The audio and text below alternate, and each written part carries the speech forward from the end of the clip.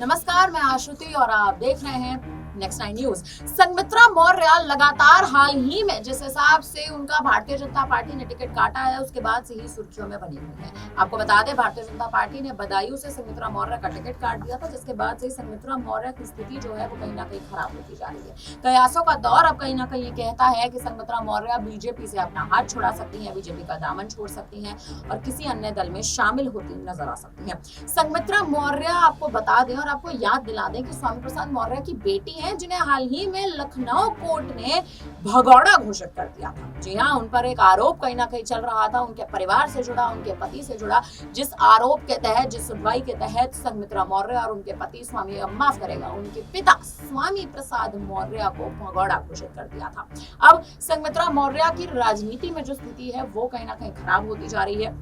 जिस हिसाब से बीजेपी ने बदायूं की सीट से उनका टिकट काट दिया है, कयासों का दौर ये कहता है कि संघमित्रा मौर्य आने वाले समय में किसी अन्य दल में शामिल हो सकती है। जी हाँ, आपको बता दें और आपको याद दिला दें कि संघमित्रा मौर्य का टिकट कटने के बाद भरे मंच पर रोती वो नजर आई थी, बिलखती नजर आई थी, जिसके बाद उनके पिता स्वामी प्रसाद मौर्य ने साफ तौर पर यह बयान दे दिया था कि ये इतनी घबराई हुई जो लड़की है, ये मेरी बेटी नहीं हो सकती है। और उसी बयान को कहीं ना कहीं मद्देनजर रखते हुए अब संघमित्रा मौर्य आने वाले समय में अपना दल बदल सकती हैं। इसके कयास लगातार लगाए जा रहे हैं। आपको बता दें कि संघमित्रा मौर्य आने वाले समय में मायावती के साथ, या यूं कहें कि बहुजन समाज पार्टी का दामन थाम सकती हैं, बीएसपी में बतौर एक मुख्य कार्यकर्ता, मुख्य राजनेता के तौर पर काम कर सकती हैं। और वही संघमित्रा मौर्य जिनको सांसदी के पद पर रहने का एक बेहतरीन अनुभव है, वही अनुभव अब कहीं ना कहीं बीएसपी में एक तरह से कायम करती, वही अनुभव को एक तरह से कहें तो संघमित्रा मौर्य आने वाले समय में उसी पर काम करती नजर आ सकती है। लेकिन सवाल उठ रहा है कि स्वामी प्रसाद मौर्य की जो स्थिति है इस समय राजनीति में बेहद खराब है। स्वामी प्रसाद मौर्य